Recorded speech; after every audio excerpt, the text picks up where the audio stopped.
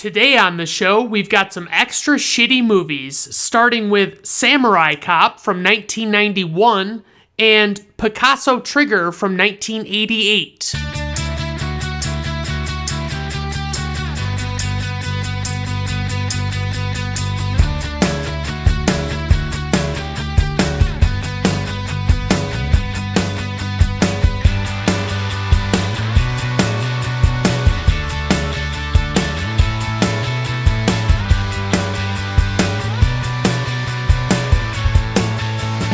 Alright everyone, welcome to Brandon at Random Reviews. I am your host, Brandon Griffiths. Thank you for stopping by, I do appreciate it. Today on the show, like I said, we've got some shitty movies and I'm just going to dive right into them head first, just like Pete Rose. Samurai Cop, released sometime in 1991.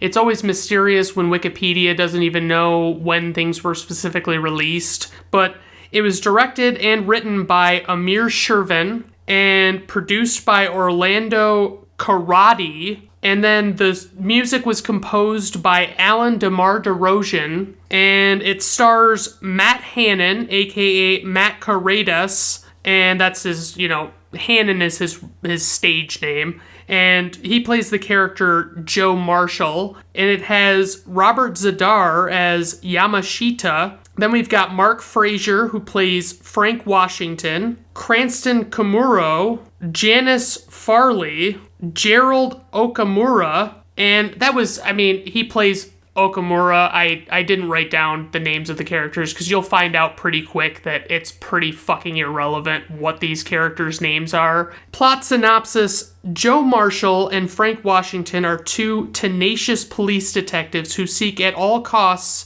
to stop the Katana, a renegade Yakuza gang composed of violent and sadistic killers who want to lead the drug trade in Los Angeles. So, my goodness, it's like first thing we get some fucking amazing dialogue. It is just shitty movie level dialogue. That's what we're talking about here. It's not well acted, it's not well written, any of that stuff. And already early on in this movie, it's like there's scantily clad women. It's already a very horny movie. It's just amazing to me to watch it. And so the production quality is not as bad as I expected it to be. When I saw what this movie was supposed to be, it was on like these so bad it's good lists and stuff.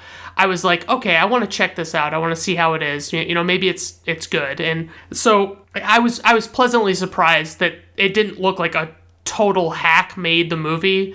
It's just, when you've got a bad script, you've got a bad script. Some of the stuff, like the helicopters flying around and aerial views of things, I feel like that's gotta be expensive unless I guess you lease it from somebody and you get it that way. But I was genuinely surprised that we saw anything other than ground level views of anything. And we get this back and forth between Joe, our protagonist, and this girl in the helicopter, and it's like they're 100% ridiculous, just insane shit that they're talking about, and Joe keeps telling her to keep things warm and ready, and it's like all very sexual, it's all very preposterous.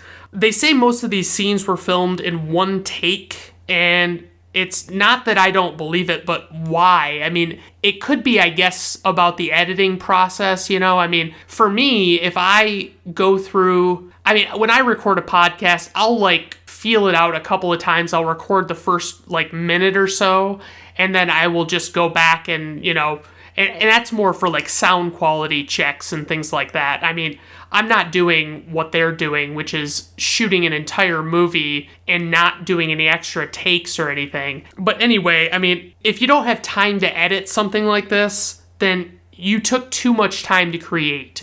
That's bottom line. If you don't have time to cut out some extra takes and stuff, then what are you even doing making a movie? I have legitimately, throughout this entire movie, I had no idea what was supposed to be going on in the plot. I couldn't follow it because they were just bouncing from one group of characters to another. I didn't have any frame of reference for what they were doing. It was just nonsense, it didn't work for me. There's this scene where they put this guy who is on fire out, and then the chick from the helicopter tells him something that he wouldn't be able to hear. Like, she's talking in the helicopter and he is on the ground and she's talking, and I guess it's supposed to be like he's reading her lips somehow, and it's like, okay, I guess. And it's like they're just having a regular conversation with each other and they can't hear each other at all. We get a lot of random gun deaths in the opening scenes. It's like kind of a chase, I guess you could call it. Joe and the girl from the helicopter are quick to bang it out, and she's really not half bad looking. I'm pretty pleased with that. Joe gets painted up as a real whore just by everything he does and says. It's like his one-track mind is so prevalent in this movie. It's so clear that that's all he ever wants out of anybody, and so it's kind of ridiculous, but it is what it is. So there's this sequence of dialogue that comes through where he is talking to this woman, this nurse, I think it is, at this hospital, and she is very forward about, like, hitting on him and him hitting on her and things like that. She says, "Do you like what you see?" He says, "I love what I see." She says, "Would you like to touch what you see?" And he says, yes, I would." She says, "Would you like to go out with me?" He says, yes, I would." She says, "Would you like to fuck me?" And then he holds the stethoscope, like the part that you put on somebody's chest. He holds it up to his mouth and he says, "Bingo." This is the kind of shit I'm talking about here. This is this movie, okay? So the facial expressions throughout that conversation, there's, Frank is standing there, it's his partner, and he's this black guy with like a mustache, and he is just like reacting to this conversation in real time, and it's so animated, like it's so over the top, it's just stupid. So the burn victim that they've taken, they put this guy out when they were in the middle of the chase, and they take him to the hospital, and he's there. They're telling him that it's going to be a few weeks before he's able to talk to them because his lips are burned and things like that. So they have to count on this guy being guarded so that nobody gets to him before he can tell them what's going on. And so the bad guys come almost immediately and take the burn victim. We had seen, I'm sorry, I couldn't write down every scene, but we see the scene where the bad guys are talking and the main bad guy says that he wants the guy's head. And so these bad guys come and they take this fucking guy's head and bring it back to the main bad guy. And that's their MO. So the guard cop was not guarding the guy. Like, he was in the hospital, but he was not guarding when he was supposed to be. And that kind of never gets addressed at all. And it's like the classic example of, you had one fucking job, dude. That's all you were supposed to be doing, is making sure that nothing happened to this guy. If you go down in a blaze of glory trying to defend this guy and they get to him anyway, then that's good. That's what you should be doing. That's your job. So we go back to police headquarters, and the chief is pretty sick of Joe and Frank's horse shit. He doesn't believe Joe is going to be able to get the bad guys, and his ass is on the line and all this stuff. The bad guys are called the Katana, which is a Yakuza gang. I think that's a Yakuza? Yeah. And Joe keeps telling the female officer, the one that was driving the helicopter, she was piloting it, and he keeps telling her to keep it warm. Like, what the fuck? Anyway, there are some weird moments in this movie where it's like they're talking about this, that, and the other thing, and it's like there'll be music cues that are terrible.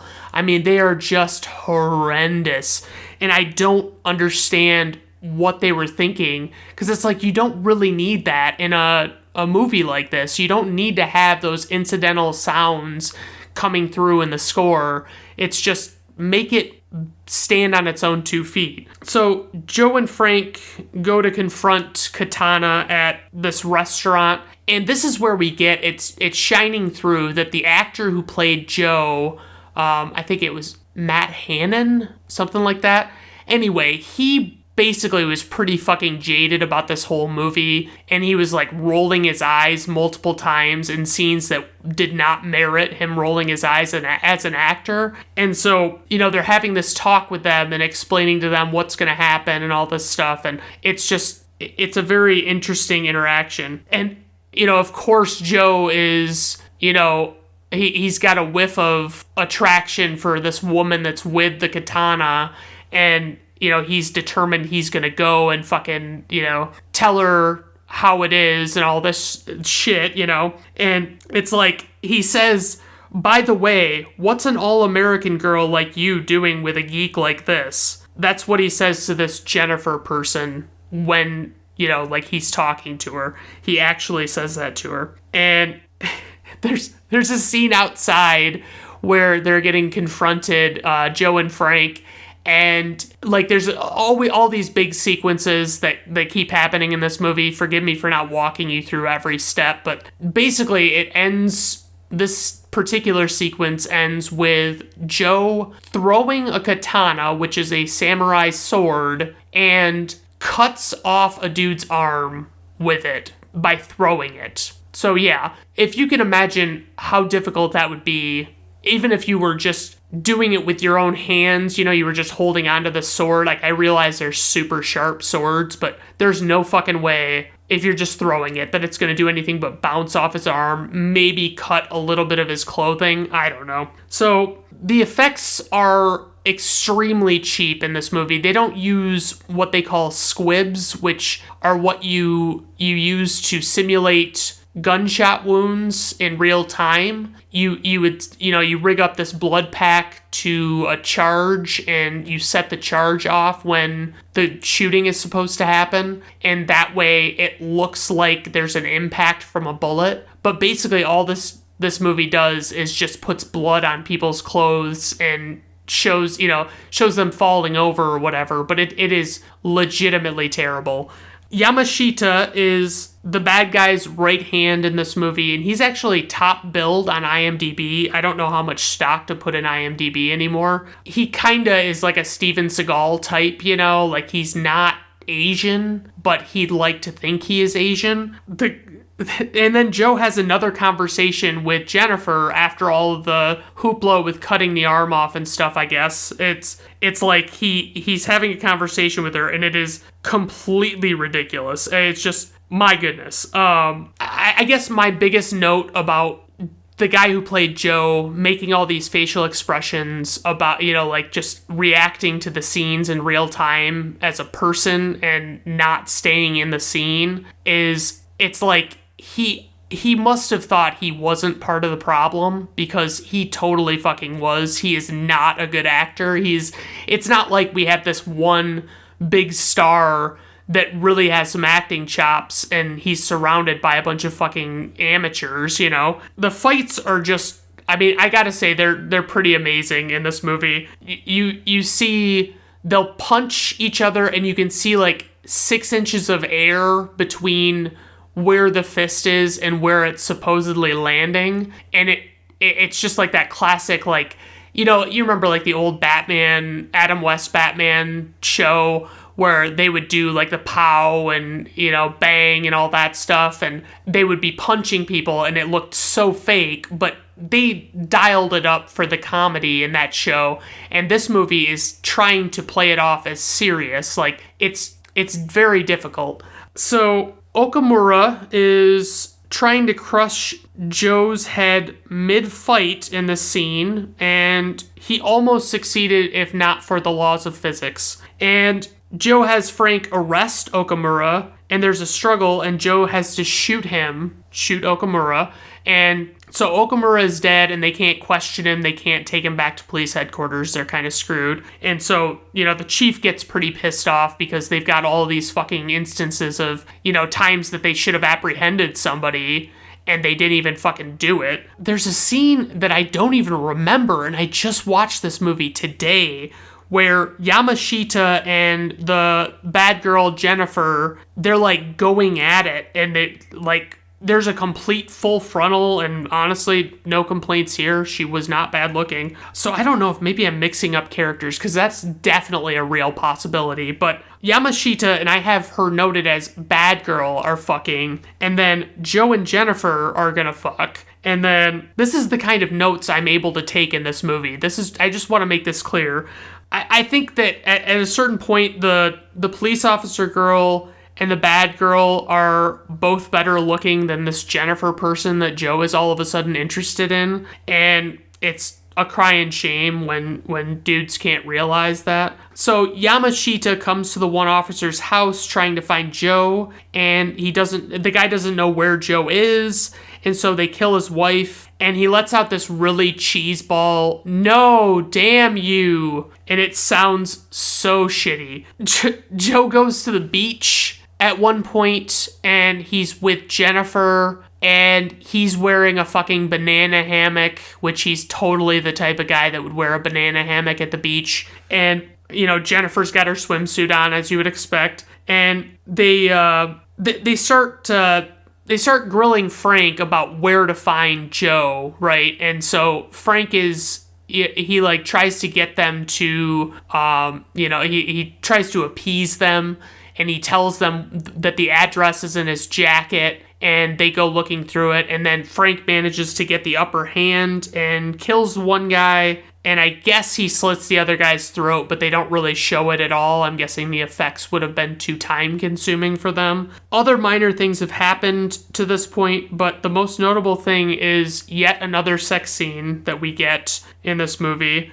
I just wish more shows and movies would normalize sex. Like, I was watching Ted Lasso, and there's a scene where it's like this couple is talking, and they like resolve their issues with each other, and then the guy immediately goes down on this girl, like, no questions asked, and it's like, yes, that is what things need to be like in movies, because that shit happens in real life, and that's what needs to be, shown on screen all the time. Yamashita comes to Joe's house to take him and Jennifer out with a bunch of guys, and, at this point I'm not supposed to believe that Yamashita is Asian, because he looks like Steven Seagal to me.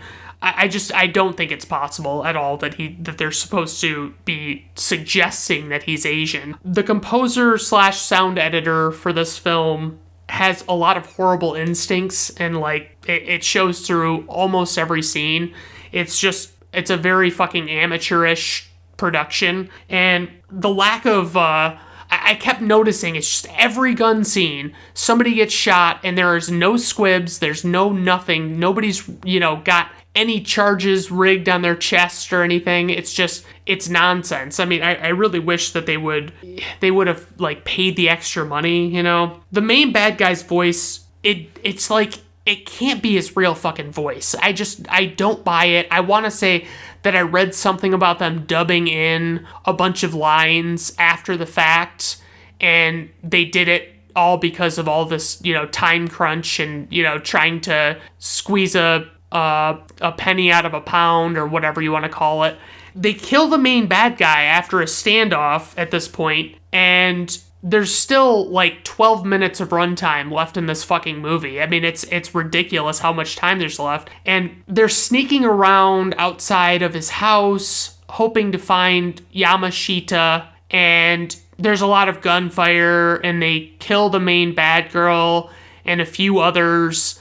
And then Yamashita and Joe sword fight, and Joe wins. And we get Joe in a banana hammock in the epilogue. And, it's just thank God, man. I was wondering if we were ever going to see Joe again. You know what I mean? So as far as praise for this movie, I would say it was not half as bad as I expected. It was pretty bad, but it wasn't as bad as I thought it was going to be. And, there's there's a lot of stuff. I mean, as far as criticism, the effects were atrocious. The writing was just piss poor. The acting was dreadful. And, I mean, it's like there was very little in the way of things to praise for this movie. It was a lot easier to criticize. Lead actor Matthew Caritas, this is some trivia, credited as Matt Hannon, cut his long hair very short 7 months after filming Wrapped.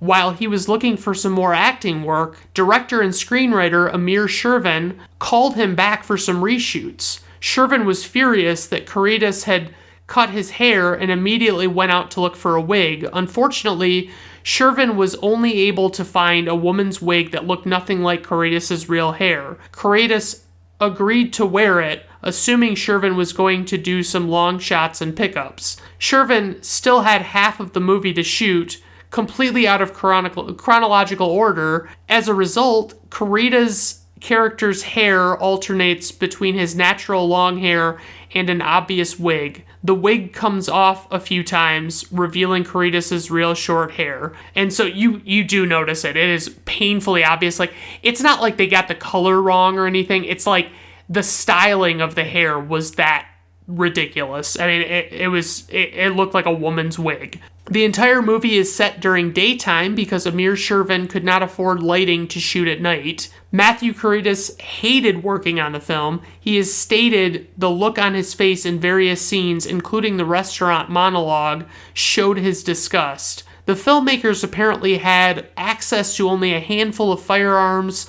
Only Joe's and Yamashita's weapons are exclusive to a single character. Other guns repeatedly reappear in the hands of multiple characters, often on opposing sides of the same shootout. Additionally, not all are fired, possibly due to a lack of appropriate caliber blanks. Consequently, the director could not place too many gunmen in each frame. This seems to contribute to the confusing staging of some action sequences and the frequent tongue-in-cheek criticism that the gang's many henchmen only attack one or two at a time, allowing Joe and Frank to pick them off with ease. Okay, so some info and ratings. Runtime, 96 minutes. Budget, unknown. Worldwide gross, unknown. IMDb rating, 4.6, which is the sweet spot. Rotten Tomato critics score, unknown, unlisted, whatever you want to call it. I'm guessing no critics reviewed this movie. Rotten Tomato audience score, 47%. Personal rating of 2 out of 5 stars. It wasn't as bad as all that, but it was pretty bad. And that's on the standard of bad movies, like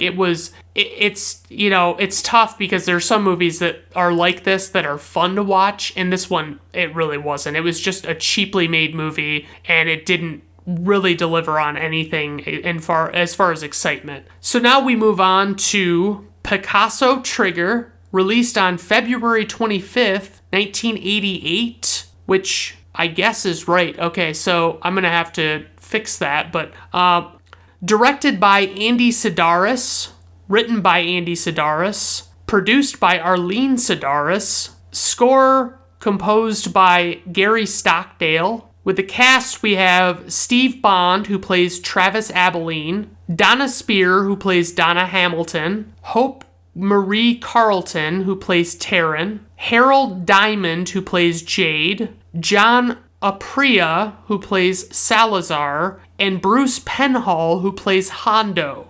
Okay?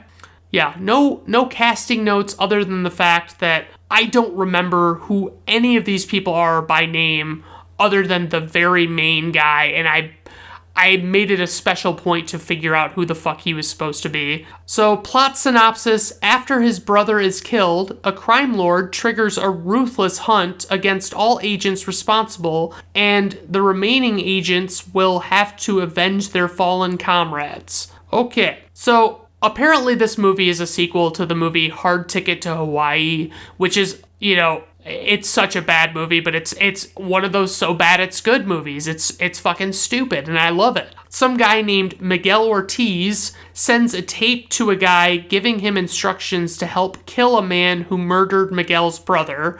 We get a motorcycle with a real-life sidecar. Never really understood who would want to ride bitch in that scenario, but I guess I probably would. If I can help it, I don't like to be the driver. I like to be a passenger, and I wouldn't mind a sidecar gig. Why not? This dude from the beginning who watched the tape is wearing a tux, and I guess he's going to speak at some art exhibit, and so he does, you're trying to figure out why he's all dressed up. And the Picasso Trigger is a painting of a fish, which I initially felt was a letdown. And then the guy, he donates the painting, and everybody applauds him and all this stuff. And we see the guy talk to this woman, and you don't really know who she is. And he's like kind of hitting on her and stuff like that, but it's not really clear what his motives are. And she points out that his code name is Picasso Trigger. And that's what I really took away from their interaction.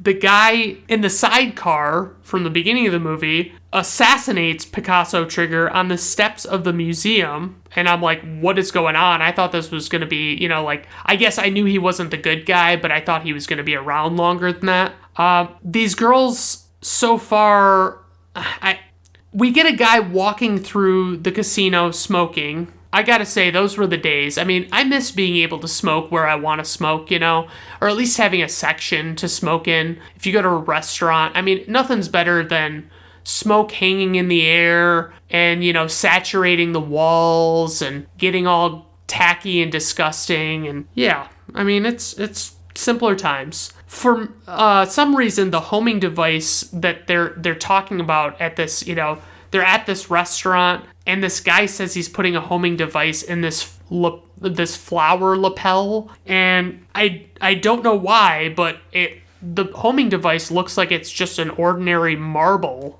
just like a little spherical marble, and that's it. But this acting in this movie is really fucking rough. I mean, it is pretty desperate for. I couldn't find anything for to sink my teeth into and actually enjoy watching. It was just everything about it was taking me out of every fucking scene that I watched. These guys are out driving in the desert, and suddenly a helicopter comes and attacks them. And I guess you're supposed to gather that these are all the men responsible, or the people responsible for the death of this Miguel guy's brother. And it's very confusing, though, because they don't really set it up, and I don't know. So the car explodes, the helicopter attacks it, and it explodes, and those two guys were supposed to be good guys, and they perished in the fire. The main bad guy looks like a bad guy from an unproduced Dirty Harry movie that even Clint Eastwood wouldn't have signed on to,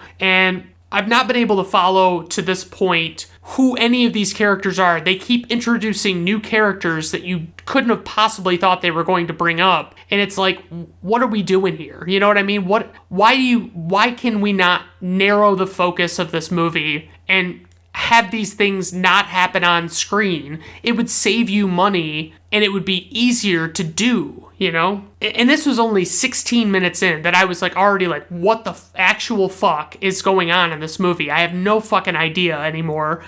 I will say the effects in this movie are significantly better than Samurai Cop. I will give it that. They do the squibs, they do explosions, they do a bunch of stuff like that, and it's pretty nifty. And I developed this superhuman ability during this movie to be able to tell when an actress was about to do a nude scene. It was just I could something in the air or something. I don't know. I could just tell, oh, she's going to have a nude scene. I'm going to see her boobs. And I was, of course, when I thought this, it was if I have to eat crow on these boobs, it's going to be a disappointment across the board. But I was right, and it was a twofer. There were 2 women who showed their boobs, and we keep getting more and more characters brought up that we've never seen before. I don't really know what they're going for with it. There are these guys spying on the 2 girls who showed their boobs, and they use this, like, they're on a boat, these girls are, and these guys figure out that they're on this boat, and so they send a remote control airplane to blow up the boat, and the girls happen to not be on the boat at that specific time, and so the boat blows up, and they're like, holy shit, what the fuck? And they're trying to figure out what happened and why it went down like that, and it's just, I mean, like, it's so off the wall, everything that happens in this movie. Yet another location comes up with unfamiliar characters. We get another explosion, this time on a farm. And it's just more of these people that this bad guy is taking out for killing his brother or, like, causing his brother's death. And I mean, that's apparently what's supposed to be happening. But it's like, they could have shot it sequentially and had it be a montage of murders, and they could have done some split screen, they could have done this, they could have done that. It would have been a much more interesting way to deliver this, but the way they did it was confusing, because as a moviegoer, you expect when you're watching a movie that who you're seeing on screen is going to be relevant, and I understand breaking that mold can be important as an art form, but at the same time, you have to fucking deliver something of a narrative, I mean, you're not really telling much of a story just having this guy kill everybody. So there's this couple that at one point they're talking about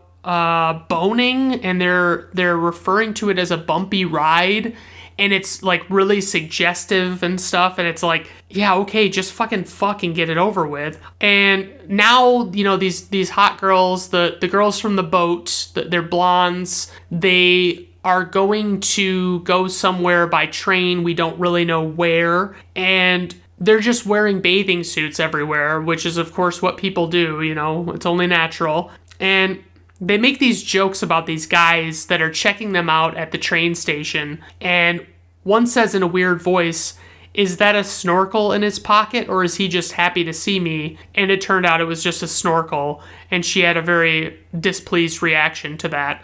And there's a man on screen that we see that looks like, and this is the first time we see him, he looks like a literal action figure. You know what I mean? It's like I could totally see him made into an action figure and looking like that. It would not be at all off the wall to have happen. Now our girls are just in little short get-ups, and they're going to go fly this plane. And, I don't normally say this in movies, but I have to say at this point, thus far, this movie has desperately needed some voiceover narration. I love it when movies can accomplish it without it. They don't need it. But for me, it's like, fuck no. Like, I'm good. I want that narration. You know what I mean? You clearly can't tell this story without any kind of narration. So, you could have gone back and done that. You could have used anybody to do that. And it could have just been a guy that was just the narrator. It didn't have to be an actor. It didn't have to be anybody.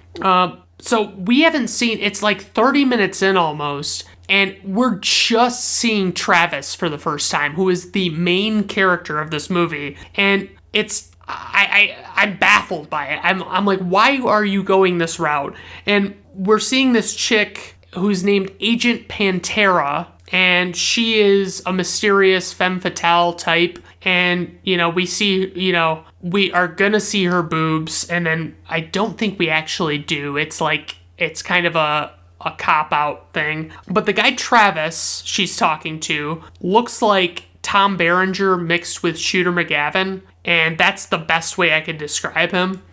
It's been over 3 minutes since I've seen someone's boobs at this point, and I'm losing my mind because I can't understand how they're possibly going without boobs for this long. We get a little bit of B-roll of people dancing at this club. This is as random as this movie is. I need you to understand that. I am not just trying to gather my notes and try and think of something to say. There is so much going on in this movie that you have to digest, and you have no time in which to do that. And it's just a pain in the fucking ass. The one chick is, she's talking to Travis, and he seems really into her, and he has, like, no memory of her, but apparently they had already met. And she's, like, really forgiving about it and is, like, not at all bothered by the fact that he just, like, blew her off and didn't care, And so it becomes clear later in the movie why that is, now that I'm thinking about it. But it's very strange watching everything happen. It's like, it doesn't have any rhyme or reason to it. So the two of them start boning, and this is where we don't get any boobs. We get no boobs whatsoever, but the music is super 80s porno-y when they're about to have sex, and then they cut away before we see anything. And I just don't feel like this Travis guy has got a leading man quality. He doesn't have the chops to do it, He doesn't have the looks. It's rough. There are people with actual speaking parts in this movie that wouldn't even be cast as extras in a real movie, like a real Hollywood movie. We get this speedboat chase that is the world's slowest speedboat chase. It is so fucking slow. They're not even throttling it up at all. And then when you see the close-up shots, it's like they're going 10 miles an hour. You can fucking tell the water is not moving beside them. You know what I mean? It's very clear that they're not chugging along. It's like they had to stop so they could capture sound or something. I don't know.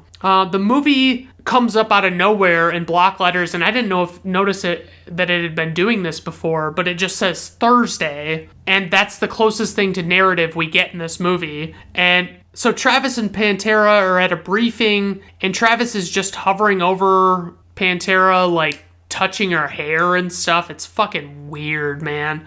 It's super creepy. This blonde bimbo from the boat bombing is, we see a scene with her naked again. I never thought I could speak with such disdain about boobs, but it's like, yeah, all right, more boobs.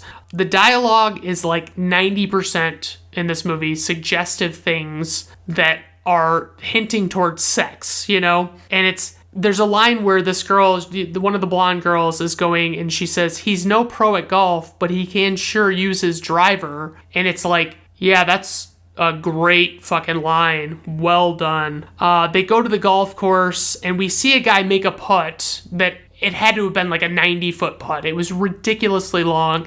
And we watch this putt go in the hole, but they splice it together in like 12 different clips. And they keep showing different angles and the ball moving. And all of a sudden, we get this close-up shot of the ball just rolling gently into the hole. And it's like, yeah, that seemed like that really happened. Thank you. The blonde guy and the blonde girl from the boat explosion are gonna go bone at this point. That they're, the guy's leaving the golf course, and I don't remember if we had seen him up to this point, but if we had, he was not memorable. And Travis is proving to be a real scumbag, but he's supposed to be our hero, but he's just a big piece of shit. Like, he's a womanizer. He's a douche. My God. And then we get more people I don't believe we've met at this dance show. Two guys are talking to these two female dancers who are putting on a show in this, I don't think you would call it a club. It was like a venue. And they start talking to them and they want them to take their show on the road.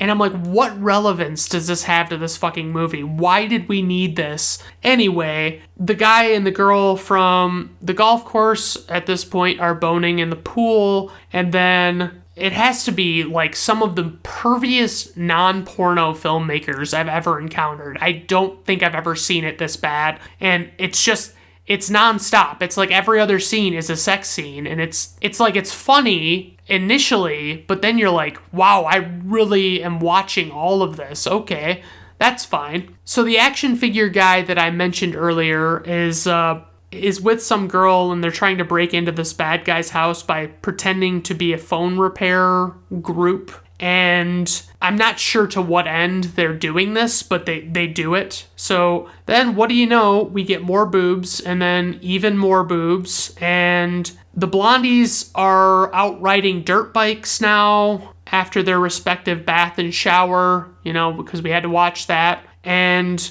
we got to watch that. Don't get me wrong, don't get it twisted. I enjoyed it, but it's not like it was a necessary scene. So as a film reviewer, I have to point these things out because it is too difficult to be able to figure out what they're doing. So I really, at this point, and this must have been like an hour in, I had no fucking idea what was going on in this movie. I had no idea where we were really at with the story, what in the plot had occurred, what progress any of our characters had made with doing anything. And they just keep shoveling it on and hope that something sticks. And every chance they get, it's more tits and ass. And it would be fine, but what's the motivation? You know what I mean? Like, what is the driving force of all these boobs? The people who pretended to be phone repairmen show up at the same house again, and a big fight ensues. People are getting knocked out way too fucking easily, which is one of my least favorite movie tropes. There's a big gunfight at a club, and this dude literally, like, to show he's dead, he sticks his tongue out like that's a thing dead people do. So there's this huge fucking black bodybuilder guy that we haven't seen up to this point, and he's fucking ripped, and he's like gonna carry this girl who got grazed in the gunfight, and he's gonna, I guess, carry her all the way to the hospital maybe, or just to her car. I don't know. So the briefing scene was the only time, this was earlier that I talked about, but it was the only time, it was the part where he was playing with her hair, but it was the only time that we saw these separate good guys in the same scene together. So that made it a little more clear, but it still was very convoluted. And we get a dirt bike chase, which I guess, as soon as we saw the dirt bikes, we should know we're going to get a dirt bike chase. I still have no idea what's going on at this point, and I'm guessing Travis will be involved in the final showdown. The blonde girls are outside the bad guy's house, and one of them uses an RC car rigged with an explosive to blow up part of the house. So remote control explosives are a big deal in this movie. I tried to remark on every moment to see if it started making sense. Like, I started putting everything in my notes that I could possibly see, just to see if I could walk through it and understand what the fuck was going on. There were about 15 minutes left when I realized I had desperately been wanting the movie to end for quite some time.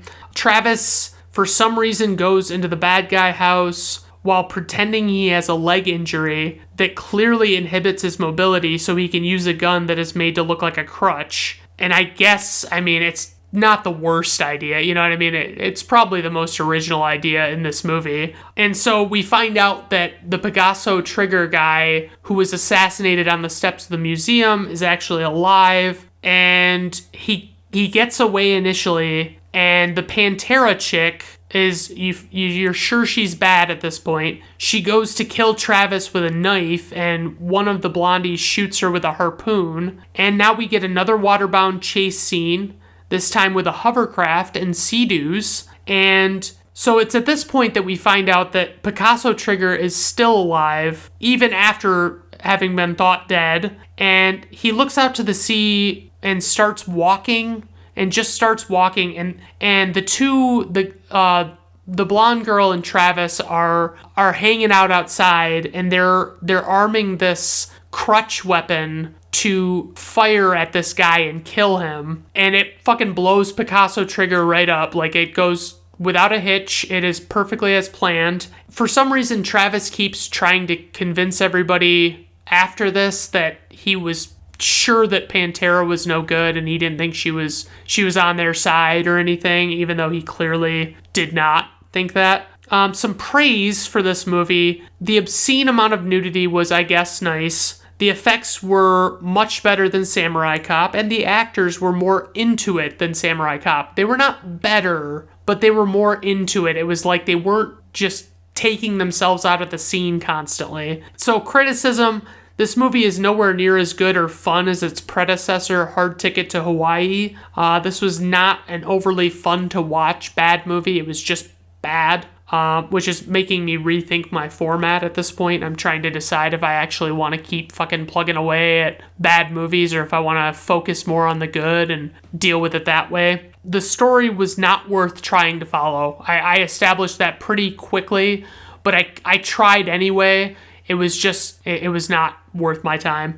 No trivia for this movie, and no IMDb nuggets because of that. Info and ratings, we have a runtime of 99 minutes, budget unknown, worldwide gross unknown, IMDb rating 4.5, Rotten Tomato critic score unknown, Rotten Tomato audience score 34%, personal rating, this one's, I guess, 2 out of 5 stars. I really don't feel strongly about it, but it was better even though I ranked it the same as Samurai Cop. I think there were some trade-offs between the two of them. So I do want to I want to constantly be evolving on this show, and I want to be talking about things that people want to listen to. I mean, it's fun for me and I'm going to do it regardless, but I might reduce it down to one movie and really dive into one movie and see what could possibly come of that, you know, how fun it would be. And I think that you might see some changes coming pretty soon. I'm feeling pretty interested in the idea of doing one movie at a time because it'll make everything a lot easier on my end, and I think people will like it more because they know one way or the other, hey, I want to listen to this, or hey, I don't, and it's that, you know, it's just nothing else. So maybe I will, maybe I won't. I'm still mulling it over, but let me know what you think. If you hear this and you want to let me know, hey, don't change anything, or hey, yeah, change it up, I think that'd be a good idea. Feel free to let me know. All right, thanks everybody. Have a good day.